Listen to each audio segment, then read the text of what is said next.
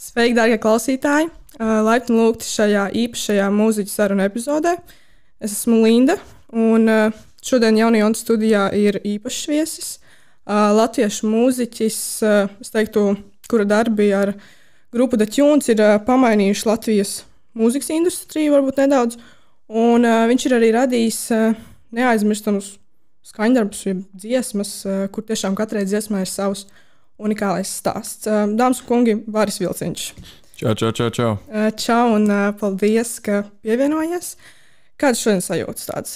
Čau, paldies, ka jūs man uzaicinājāt. Bija tiešām patīkami pārsteigts un ļoti labas svētdienas sajūtas. Mierīgi brauc līdz Ogarai, klausījos mūziku, baudīju saulītes pēdējās dienas un rudens sākums.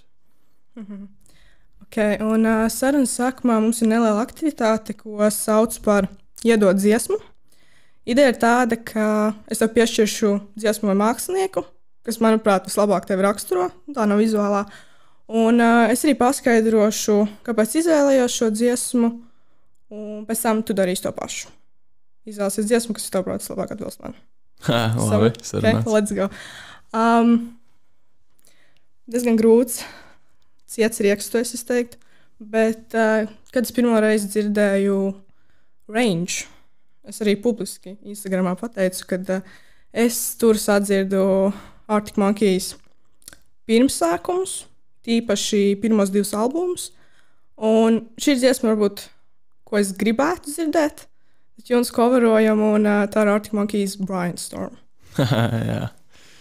Okay. Jā, tā varētu īstenībā raksturot pēdējos pāris gadus ar to, kas notiek manā pasaulē un manā galvā īstenībā. Interesanti, jā. Tu biji sagatavojusies ar šo jau, vai tu tagad izdomāji? Man bija īstenībā kādi 3 varianti. Ok. Tad man tagad ir ar vietas jāizdomā, jā? Labi, sekundīti. Bet es varu domāt asociāciju tīri pēc tās, kas ir šodien bijis. Jā. Man uzreiz ir doma. Ariana Grande Successful, par cik tu pastāstīji, ka tev ļoti labi iet ar saviem projektiņiem, kā arī es piepildīju savus sapņus. Un, tā ir tāda ļoti viegla dziesma, bet tāda konkrētā līmenī jau nostāda cilvēku un emociju. Varbūt es dzirdēju tādu. Es personīgi neklausos Ariana Grande, man nav ne jausmas, kas tā ir pa dziesmu. Bet es domāju, ļoti forši minējums. Bet kaut kā ar visiem saviem projektiem es labāk raksturotu David Bowie Heroes. Heroes. Jā, tā ir ļoti laba dziesma. Tā ir cits tipāžu. Es arī Ariana Grande baigi neklausos, bet tā dziesma man ir palikusi atmiņā. Pirmais, kas ienāca prātā, tāpēc jā. Arī labi. Bet ķersimies vērsim pie ragiem, tā teikt.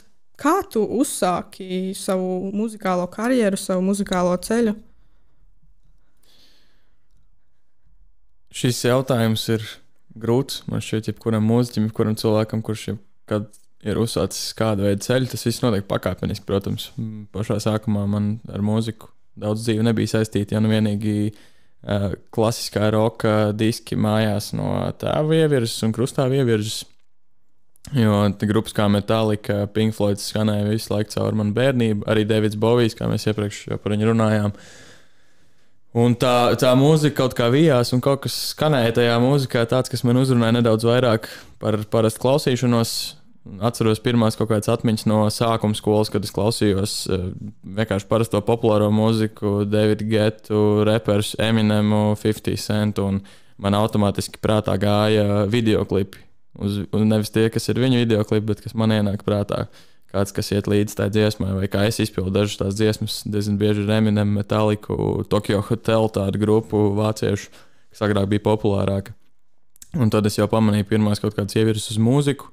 Protams, parādījās interesi par ģitāru, sāku mācīties ģitāru pie savu kaimiņa, Kristiāna, kas man iemācīja pirmos pamatus, akordiņus. Un tad jau ar vecāku ievirzi es sāku mācīties mūzikas skolā, Pāvila Jurjāņa mūzikas skolā. Un tur sākumā man ļoti patika. Pēc tam bija neliels tāds lūzuma punkts, kad man negribējās vairs mācīties. Bija skola, bija futbola, florbola treniņi un mūzikas skola visam pa virsu. Un es nevarēju saprast, vai tas mans ceļš, kā arī man rezultāti nebija tik optimāli, kā varbūt sākumā. Un tad man bija jāiet akadēmiskajā gadā traumas dēļ. Un par šo akadēmisko gadu man teiksim, tā sastājās gan dzīve pa plauktiņiem, nomainījās skola, beidzās dažas sporta aktivitātes, bet spēlēt futbolu, un es sapratu, ka mūzika ir tas, ko es gribu nodarboties, un tad jau atsāku iet mūzikas skolā. Tajā pašā gadā izveidojām grupu Tu un es ar manu grupas biedru Rihardu Usticu. Un, jā, sākām spēlēt vidusskolu balles, arī Ogrē paviesojāmies, tad sākām spēlēt arī kāds augstskolu pasākumus, un tad ar laiku nomainījām grupas sastāvu un sākām komponēt oriģinālu mūziku, un tad es arī ieņēmu vienu no dziesmu autoru lomām, vokālus un nedaudz vairāk solo ģitāras daļiņas nekā ritmu ģitāras arī, un tad, jā, sākām to radošo darbību. Tu jau minēji dažus māksliniekus, bet varbūt tev tieši vairāk personīgāk ir kāds mākslinieks, kas tevi tā, visvairāk ir ietekmējis.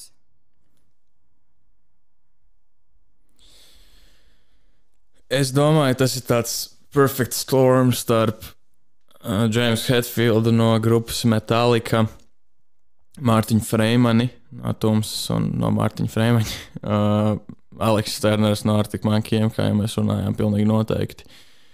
Un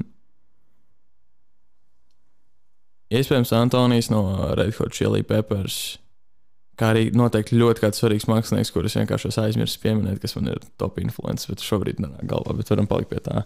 Tas man šeit aptver. Davids Bovijs arī ļoti daudz ar to, kā viņš komponē mūziku un cik daudzdimensionāls viņš var būt savos vārdos, kas man ļoti piesaista, ka tu komponē mūziku, kas tev ir saprotama, tu viņu raksti gadiem ilgi, un beigās tas produkts ir tāds, ko cilvēki noklausās, un viņiem liekas, ka tu vispār nemāk konstruēt stāstus, bet, ja tu ieklausies ar laiku, var izprast to diskogrāfiju nedaudz labāk, un tad saprast, par ko mākslinieks dzied, kas man šeit ir David Bowie gadījums tieši. Un tu jau arī nedaudz ieskicēji, bet vai laika gaitā, teiksim, līdz mūsdienām, ir mainījies tavs mūzikas stils?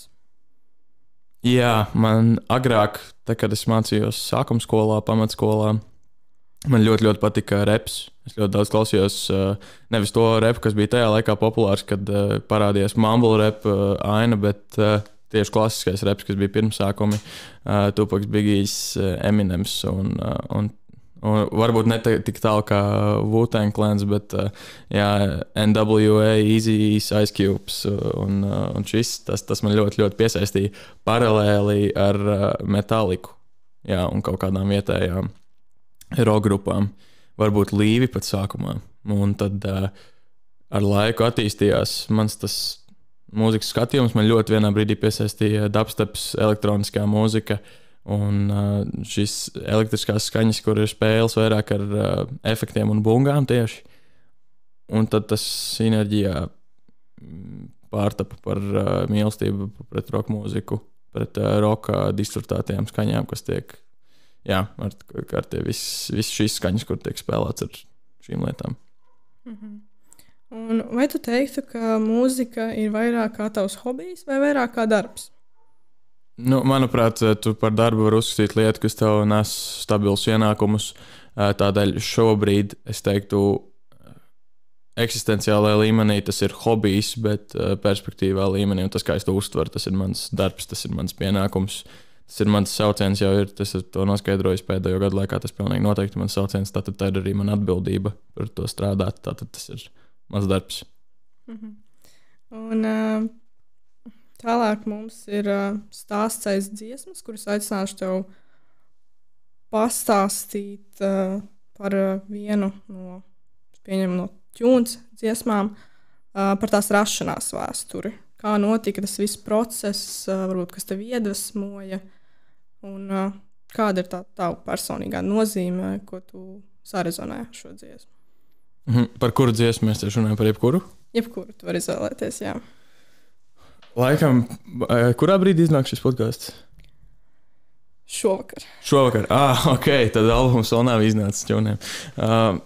Es varētu iespējams pastāstīt par dziesmu Merci, jo tā tīri no manas puses ir ļoti man tuva, kā es arī gribētu minēt, kā dziesmas mēs grupā rakstam visi kopā.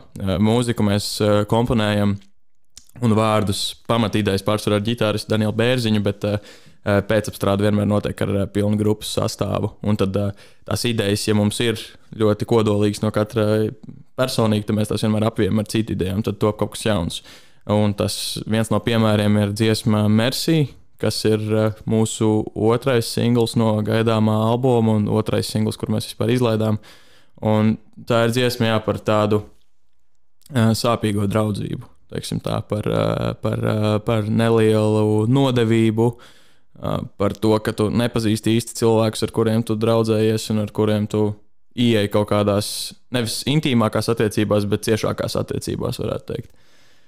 Un par to varbūt ne nāzi, kas tiek iedurts mugurā, bet par to sajūtu, kur tu izjūti, ka tu saproti, ka tu nepazīsti to cilvēku, ar kuru tu esi sastrādājies vai kuram tu esi uzticējies. Un tā tīri man nāca no pieredzes ar vienu no maniem citu projektu grupas biedriem, kurš sākumā man bija devis ļoti labi iespēju par sevi. Un beigās strādājot, atklājās cilvēki īstās krāsas. Un tas ir tāds arī pašu ceļojums, tā, kad tu iepazīsti šādus cilvēkus. Nemēģinu nomelnot cilvēku, cilvēks dzīvo savu dzīvi, bet jā, tā mūsu pieredze un tie stāsti, ko es dzirdēju ap šo pieredzi, nebija tā pozitīvākā, bet ļoti pamācoši par cilvēkiem kā tādiem. Un tas bija dziesma Merci ir tāds perfekts emociju izplūdums, kur tu jau šīs domas esi nofinalizējis par situāciju, dusmas ir norimušās, tā draudzības, tā deksme ir nedaudz pazudus un viss, kas ir palicis, ir tas sausais atlikums un tās refleksijas par tādu pieredzi, un tad tā tiek izpausta dziesmā Merci. Un tad šī ir tā pamatideja tai dziesmai? Tehniski, jā. Nu, tā ir, es vienmēr esmu uzskatījis, ka dziesmas ir jāraksta no tās savas pašu emocijas, bet tik līdz to palaid pasaulē, tā ir brīvi interpretējuma lieta, un ja tev kāds prasa, tad var izstāstīt par to, par ko ir šī dziesma, bet es nekad neuzspiestu cilvēkiem domāt par šo ideju un klausīties to dziesmu, jo tā tomēr ir tāda lieta, ko nav tāda ikdienas pamatemocija cilvēkiem, ko izjust kaut kādas nedusmas, bet tās, jā, tādas negatīvākas emocijas. Jo tā dziesma arī man šķiet ļoti tāda bieži vien playful, varbūt tāda šīzīga, un tu var pilnīgi citu attieksmi klausīties, nekā gremdējoties atmiņās. Un, vai tev ir kaut kāda konkrēta daļa šajā dziesmā, kas tev ir īpaši nozīmīga? Vai tas ir kaut kāds solo, vai kāda tāda maziņa daļa no tās dziesmas, vai nē? Man laikam visi vārdi vijās cauri par žēlastību pret šo situāciju, pret cilvēku un pret sevi. Žēlastība pret sevi un drosmi aiziet no situācijas projām. Un tajā pašā laikā tur ir dzirdama ļoti liela tāda nosvērtība un tāds miers mantos, bet tiklīdz sākās ģitāras solo daļa, tur ir tāda emocija, tāda plašāka izpausme, tāda, teiksim, noraušanos no ķēdes nedaudz, un tas ir mans solo, kurus iespēlēju, man šķiet tikai jau pēdējā studijas dienas ierakstā, kad es klausījos, un likās, ka jā, tas ir tas, ko tai dziesmai vēl vajag, un tā ir tāda, jā, teiksim, tā noraušanās no ķēdes tajā dziesmā, kas ir varbūt tāda emocija, šī tā kā kulminācija, un tad pāriešana atpakaļ uz beigu piedziedājumu. Tur jau ir sapludinājums starp abām pusēm, starp šo mierīgo nosvērtību, parasto bāzģitāras rifu, manas un Daniela ģitārām un mūsu vokāliem un kārtīgas izbļaušanās. Jā. Un vai tev ir kādi soļi vai konkrētas darbības dziesmu rakstīšanā, vai arī kā kurreiz sanāk? Ļoti, ļoti daudz man iedvesmo grupas biedrs Daniels Bērziņš, jo biežāk nekā retāk viņš ierodās studijā ar akordu secību un varbūt jau kādu iedungotu meldiņu. Un mums tas, kā tas strādā, es ļoti ātri uzsveru to viņa domu, un tad man sāk rasties savas idejas, melodijas, vārdi, stāsti, un es noturpinu to, un teiksim tā, vajag tādu nelielu grūdienu, un tad tas ratiņš sāk griezties. Bet nevienmēr.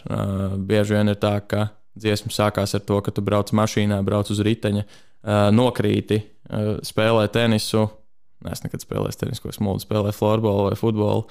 Un vienkārši iešaujās ideja prātā, kāds pasaka kādu frāzi, kas tev izdzen cauri tirpiņas ķermenim, un tev pēkšņi ir veidojusies kaut kāda kulminācija smadzenēs ar iepriekšējām pieredzēm, lietām, ko tu esi dzirdējis, lietām, ko tu domā, lietām, ko tu uztver, lietām, ko tu mācies. Un tāda teiksim, pasaules triggeri sāk veidot dziesmas, vai arī tie ir emociju uzplūdumi, vai tie ir strīdi ar draugiem, ģimeni, Salauztu siržu gadījumi no manas vai no citu cilvēku perspektīva, citu cilvēku stāsti, draugu pārdzīvojumi, draugu prieki.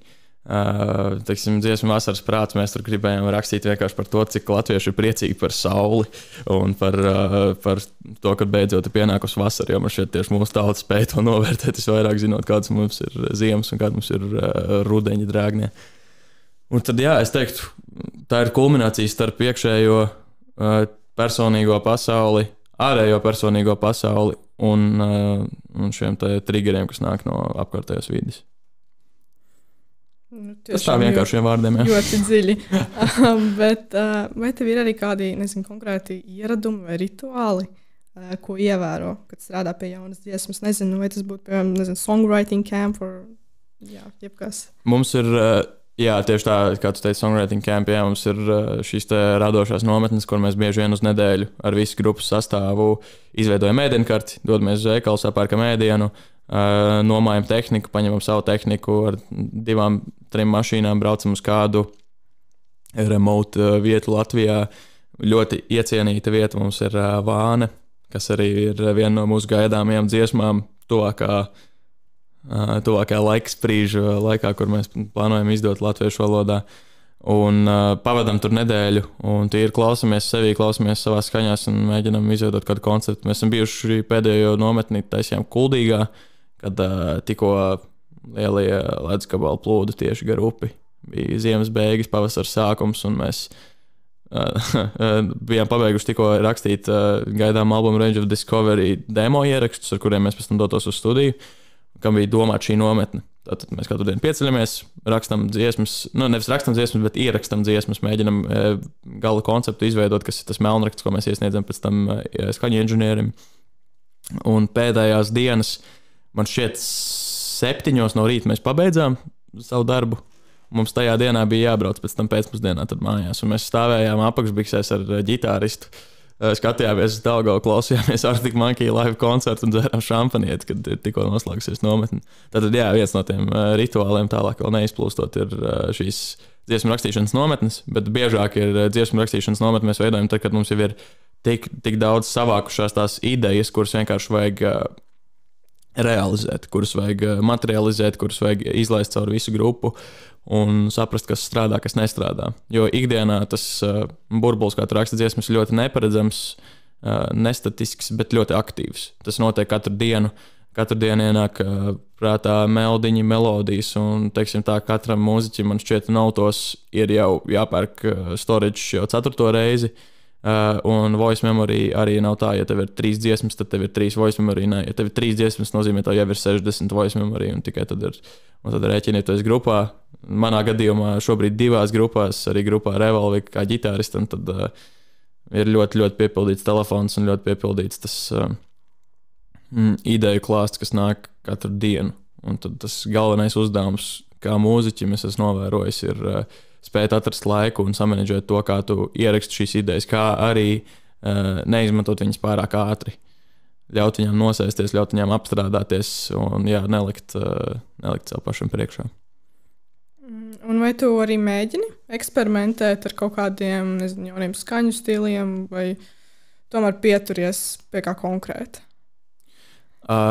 Es klausos savus putnus galvā, jo tie man dzied visu kaut ko, un biežāk nekā retāk viņi dzied kaut ko, kas skan labāk. Un tieši par skaņām, tieši Revolviks kontekstā es spēlēju tur vairāk ar solo ģitāru, tad viena no dziesmām Sasina Boat, vai kā mēs to beigās nosauksim, es nezinu, man tas nosaukums patīk. Tur man parādījās jauni elementi, kas man lika izmantot efektus, kas man pēc tam mājās stāvēja. Studijā es jūtu kaut kādu efektu, uzgriezu viņu, tad beigās sapratu, ka mājās man jau tāds efektu pedāls stāvēja. Un es viņu nevarēju atrast viņam pielietojumu, tad tāda saslēgšanās, bet tīri spēlēšanos ar dažādiem skaņu celiņiem, varbūt dabas skaņām, kā bieži to DJ izmanto vai citas grupas. To man vēl nav sanācis saskarties, jo es ikdienā neproducēju pats savus demo ierakstus, to dara mūsu basists, es pārsvarā atnāku ar idejas skeletu, tīra ģitāru un vokālu. Tad man ir savas idejas, ko es gribētu īstenot, bet es vēl neesmu tādā periodā, kad es varētu piesaisties pie savu datorgalda, ierakstīt idejas un tā apstrādāt viņas. Es uz to gribu izaugt tuvākā gada laikā, bet šobrīd vēl ne. Un tu jau nedaudz iesāki, bet vai ir kāds īpašs, nezinu, aprīkojums vai rīks, kas tev ir neaizvietojams un bez kura tu vienkārši nevarētu iztikt? Gan koncertos, gan studijā.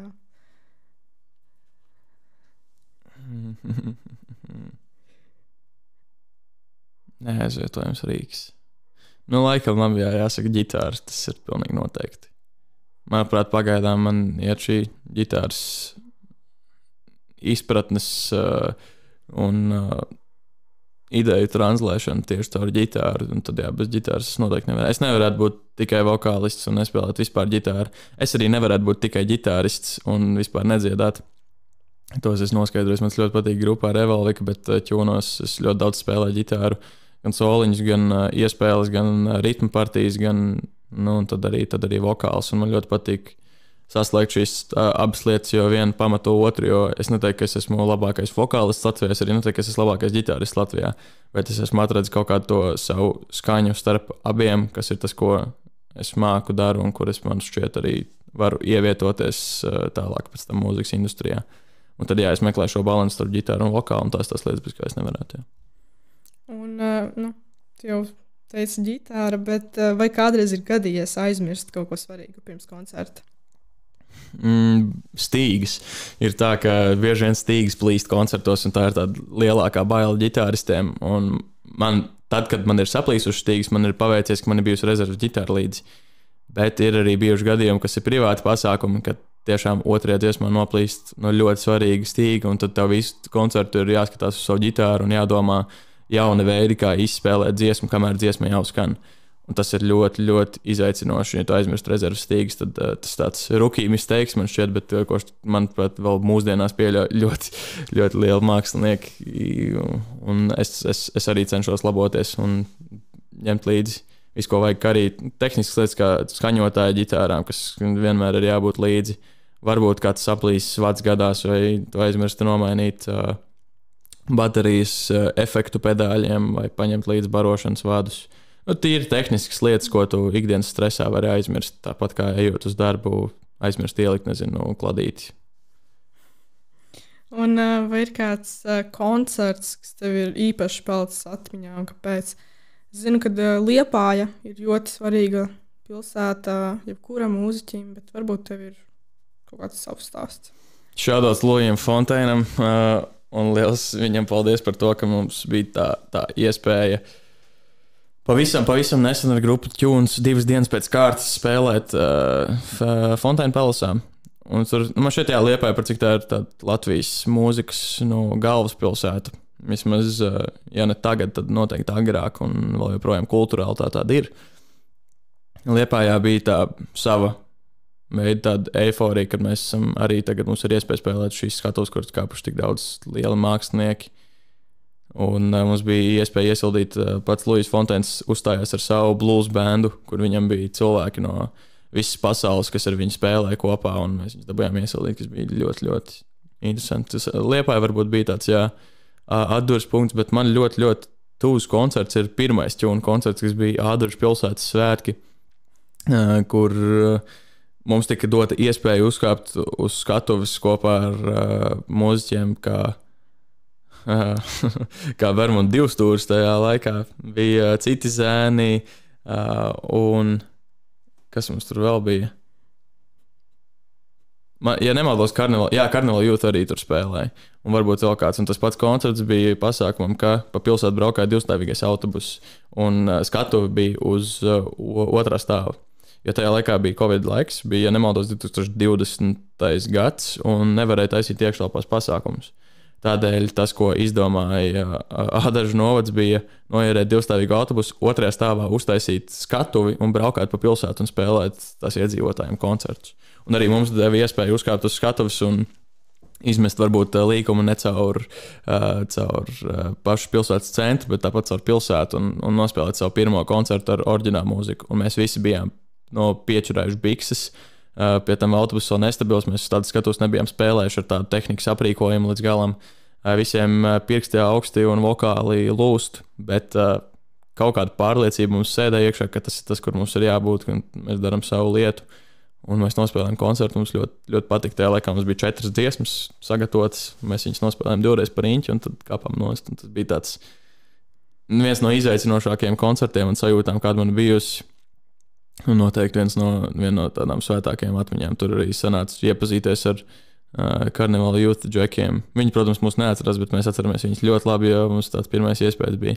Kā arī pirmo reizi būt tādos nopietnos backstage'os, ka mums tiek iedota sava telpa ar visu, kas mums nepieciešams, iesildīšanos, ūdeņiem, tur ēdieniem. Un tā, teiksim, tās mazās lietiņas, kas veido to sajūtu, ka tu esi, tagad kāps uz nopietnas skatuves un tev ir jāizdara nopietnas darbs. Jā. Un varbūt tu vari padalīties ar kādu, es teiktu, story time no tāda, crazy koncerta. Vienkārši kaut kas notika. Es varu bišķi padomāt. Jā. Un uzreiz.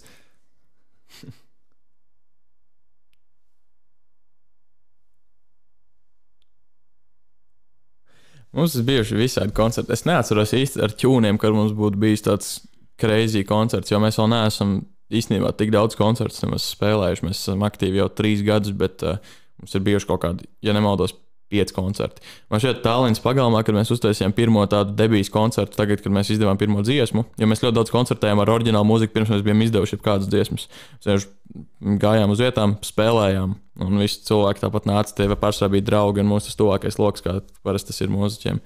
Bet tagad, kad mēs izdevām pirmo dziesmu Range, mēs uztaisījām Tallinas pagalmā 2. stāvā koncertu, bijām sarunājuši 2 videogrāfus, kas mums filmēja koncertu, bija Matīs Priedels pie skaņa pults, Jānis, kas mums taisīja arī imersīvu videoklipu, filmēja koncertu un uztaisīja atskatu.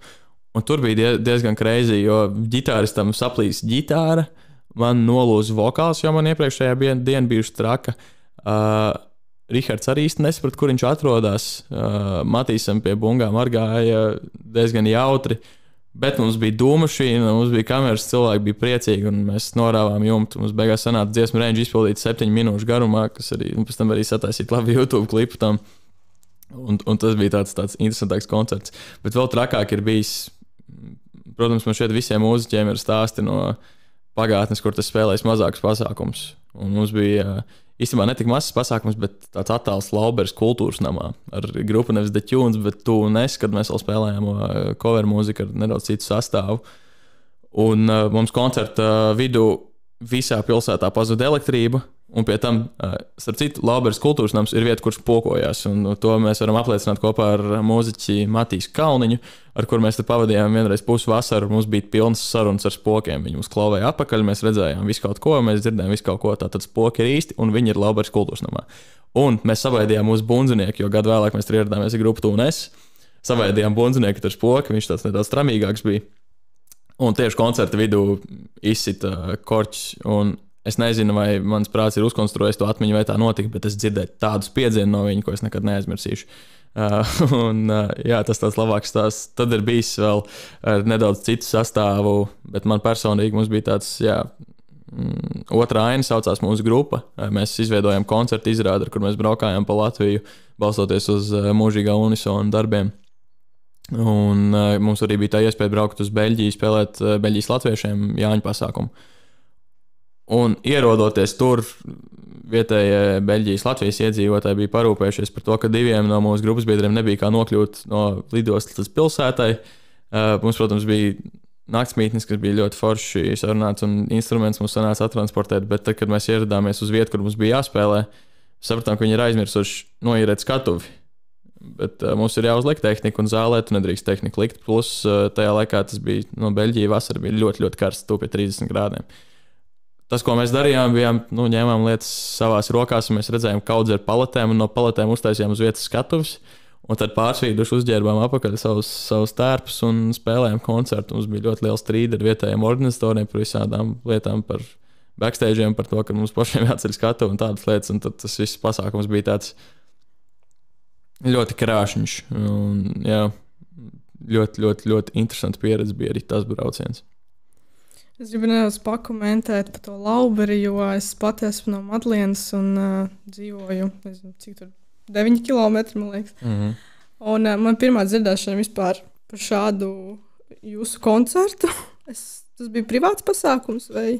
Es godīgi neatceros. Man liekas, ka jā, jo tas bija pirms 3-4 gadiem. Tas bija noteikti pirms Covid, tas ir 4-5 gadi atpakaļ.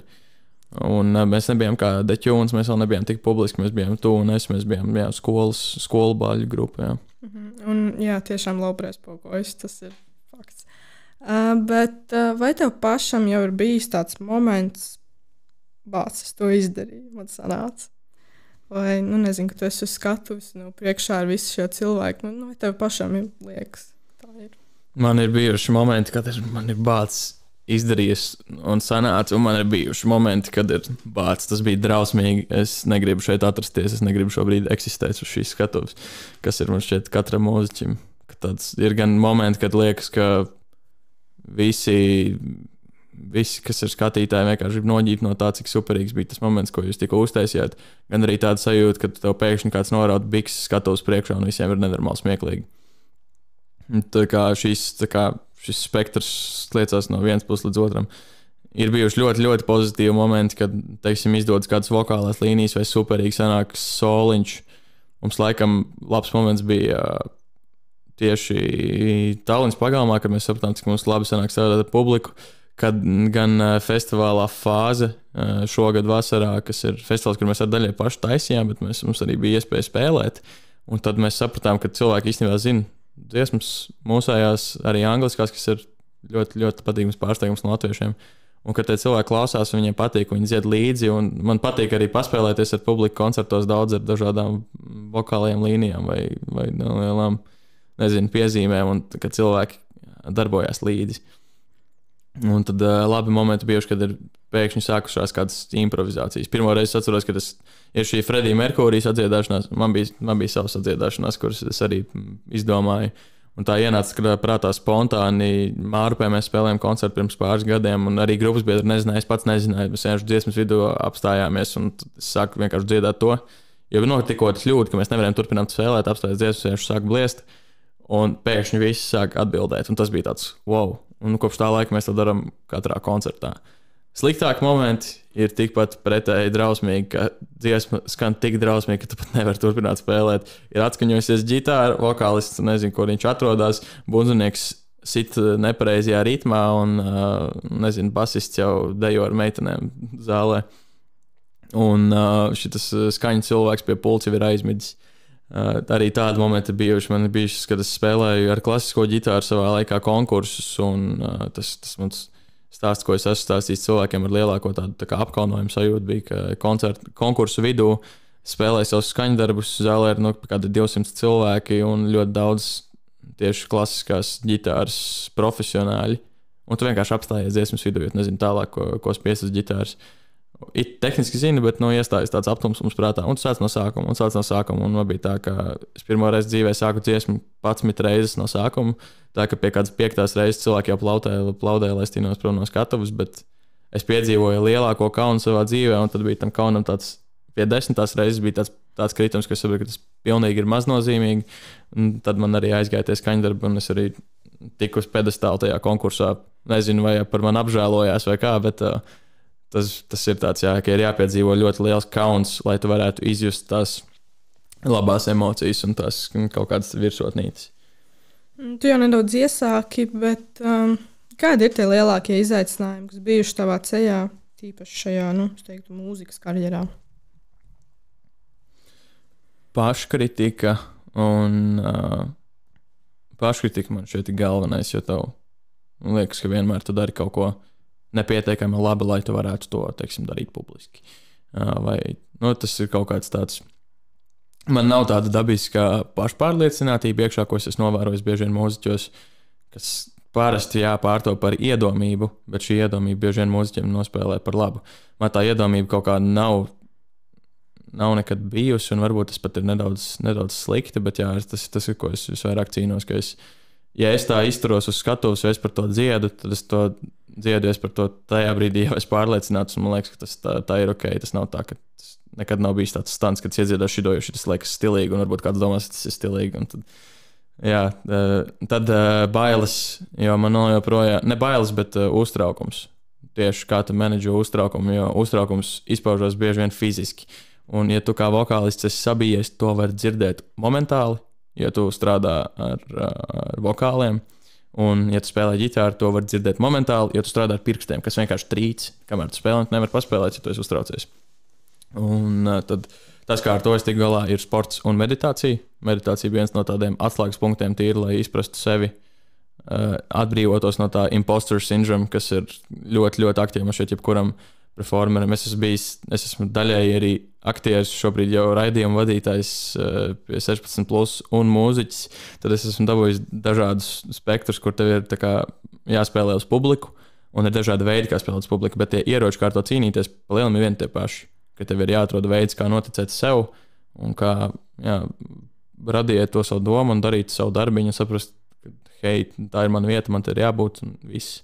Un tas ir tādas lietas, ar ko man šeit cīnās ik viens cilvēks. Jebkurā savā nozarē viss tā jūtās. Un tas pats precīzi, tas pats ir arī mūzikā. Vienīgais tas, ka tas ir nedaudz grūtāk, jo tu esi zem lupas un zem kritikas momentāli. Un kas tevi motivē turpināt veidot mūziku? Man patīk. Man patīk spēlēt, un nav īsti lietas, kas man patīk vairāk šajā pasaulītē, varbūt izņemot florbols un seks, bet es nezinu, mūzika ir tāda superīga lieta, tā ir tāda lieta, kas man šeit patīk ikvienam cilvēkam. Tu vari būt advokāts, noziedznieks, kasieris, un jūs visi varat pie vienas dziesmas kopā tusēt. Un tas šeit, tur ir kaut kāda maģija, kā arī ļoti, ļoti tas nopietnais aspekts, kas ir tas, kas ir sakāms, ir sakrājies pa gadiem. Un diezgan nopietnas lietas vēstījumi, kurus gribētu ziņot tieši caur mūziku. Es esmu ļoti, ļoti liels režisoru un filmu fans. Tad es ļoti daudz iedvesmojos arī no dažādiem grāmatu un filmu stāstiem par personāžiem. Man ļoti, ļoti, ļoti piesaista cilvēku personīga attīstība, dzīves stāsti, pārdzīvojumi, tas kādi cilvēki ir cīnītāji. Un man gribētos radīt vairāk to enerģiju, ka cilvēki vairāk sajūtās kā cīnītāji un ka pasaule tomēr griežās ap katru no mums, un nevis ar kādu individuāli, bet ap katru no mums. Un to sajūtu vajag atcerēties, nevis ikdienā teikt, ka pasaule negriežās ap mani, es labāk turēšu savu galvu lejā, bet atcerēties, ka pasaule griežās ap tevi, bet atcerēties to, ka pasaule griežās arī ap to cilvēku, kas tev ir blakus. Un cilvēki to bieži vien aizmirst, jo jā, tā pašpārliecība, tas, ko cilvēkiem vajag, un kaut kāds kopā strādāšana, jo jā, tas galvenais, kas man iedvesmoja, tas, ka man ir tas vēstījums, ko gribās pateikt, mīlestība par to, jo man tas vienkārši patīk. Kā arī es esmu diezgan ambiciozs cilvēks, un man patīk, ja es tā kā būtu nevis izdzīvot, bet dzīvot labi. Un tad es sapratu, ka šī ir tā vieta, kur es gribētu izpausties gan uzņēmējdarbības ziņā, ka veidot to kā savu iztiku un savu to produktu, ko ražot, gan arī tīri idejiski, emocionāli izpausties un mēģināt pareizi tulkot šīs sajūtas, ko iespējams cilvēkiem apkārt vajag. Un tas ir pietiekami liels motivators. Jā. Un ja tev būtu iespēja jebkad sadarboties ar konkrētu mākslinieku, ar ko tu vēlētos šo iespēju izmantot? Producents Toms Fords, kas ir, tu uzreiz saproti gan jau. Reinis Sējāns. Man būs vēl noteikti. Es vienkārši gribu šobrīd Fred Carefully.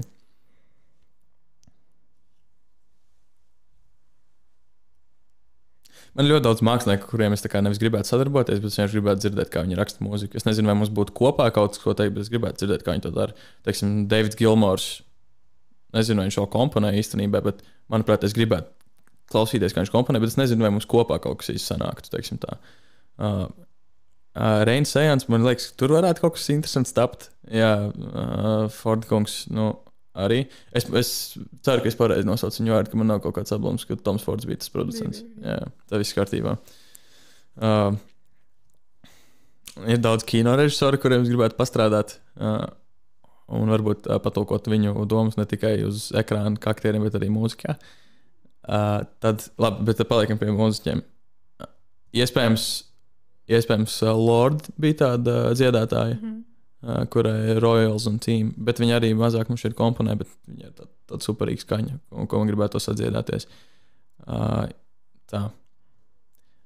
Es zinu, ka tā populārākā atbilde pēc šīs sarunas būtu Aleks Cerners, bet, manuprāt, īsti nē.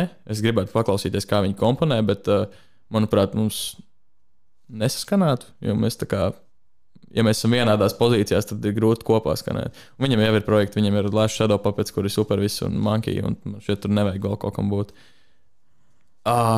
Es pilnīgi noteikti gribētu, lai Josh Homme no Queens of the Stone Age būtu kādā no mūsu sesijām un paklausīties, pastrādāt ar viņu. Sekundīt. Ir vēl, es jūtu, ka ir vēl. Vils Ferels. Fuj, nē. Vils Ferels, bet jā. Nevis Vils Ferels, bet Ferels Viljams, atvainojos. Šitā es nebiju vēl sajaucis, bet Ferels Viljams arī gan kā producents, gan kā mākslinieks. Jūs gan jau varēsiet izgriezt kaut ko, es vienkārši gribu padomāt. Šitā ir labs jautājums.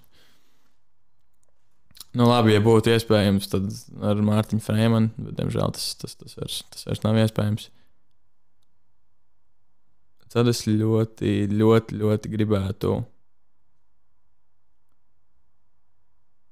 Es gribētu dzirdēt, kā raksta mūziku dzīvē Kriss Mārtiņš no grupas Coldplay. Jo viņš ir ļoti liels iedvesmotājs man tīri tajā enerģijā un tajā viņa public image, kas viņam ir, un viņš vienkārši iedod tādu pozitīvu lādiņu cilvēkiem, kas vienkārši dzen prieku. No lielajiem māksliniekiem īsti, tā kā Weekends, Beyoncé man īsti nesaist tik ļoti, tāpēc īsti laikam nē. Nekas tur nebūtu, es nezinu, kas mums būtu ko teikt. Bet jā, vēl varbūt Billie Eilish un Phineas uzreiz, jā, kā producents. Jā, vairāk tas sanāk, laikam, producenti. Plus es gribētu kaut kādu uztaisīt dziesmu ar Skrillexu, kur ir ķūni un Skrilleks, jo man nenormāli patīk tā sinhronicitāte, kas notiek starp elektronisko mūziku, Skrilleks gadījumā dubstep, kaut gan tagad jau drum and bass iespējams, un rock mūziku. Man šķiet, tas ir nākotnes skanējums, kur ir drum and bass un roka ģitāra, gan screamer vokāli, gan piezīmēt vokāli, kaut kāds tāds lines labs. Tad iespējams Skrilleks. Es drīz beigšu runāt. Kā to es minēju.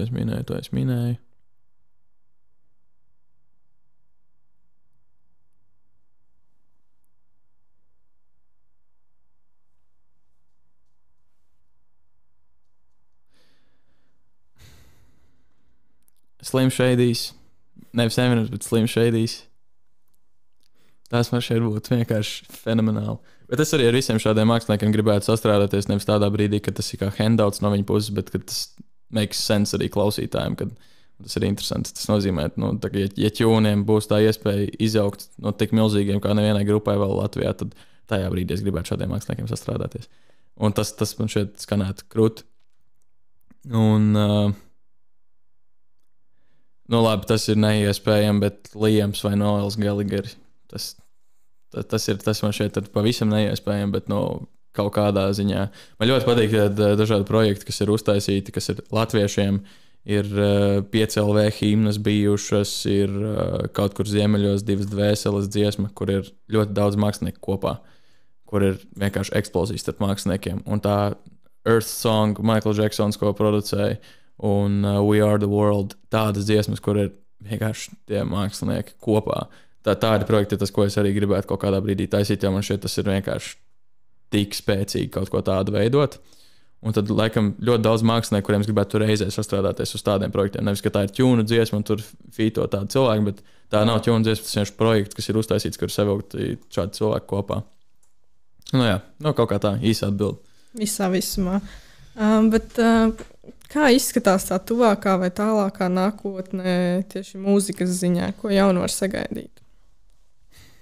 No mūsu puses ir gaidāms pirmais albums Range of Discovery par pasaules iepazīšanu, par savu limitu iepazīšanu, iekšējās un ārējās pasaules iepazīšanu, kā arī nebaidīšanos iepazīt vēl tālākus horizontus no grupas The Tunes. Tad arī ar grupu Revolvika ir gaidāmi jauni singli, kā arī iespējams kāds albumiņš uz nākamo gadu. No ķūniem vēl latviski dziesmas, Iespējams, tas būs šajā gadā, iespējams, nākamajā gadā, bet tās jau ir produkcijā un jau ir plānā ieliktas. Iespējams, kāds videoklipiņš, un iespējams, kāds lielāks vai mazāks house partijas vai koncerts grupas The Tunes kontekstā. Kā albuma prezentācijas pasākums. Negluži koncerts, bet iespējams, vairāk kā house partijas. Un laikam šajos projektos tas arī viss. 2 albumiņi, koncerti, videoklipi, sociālais saturs. Jā, kaut kā tā. Un ko tu ieteiktu jauniešiem, kas vēlas sākt savu muzikālo karjeru? Tāda tips un triks.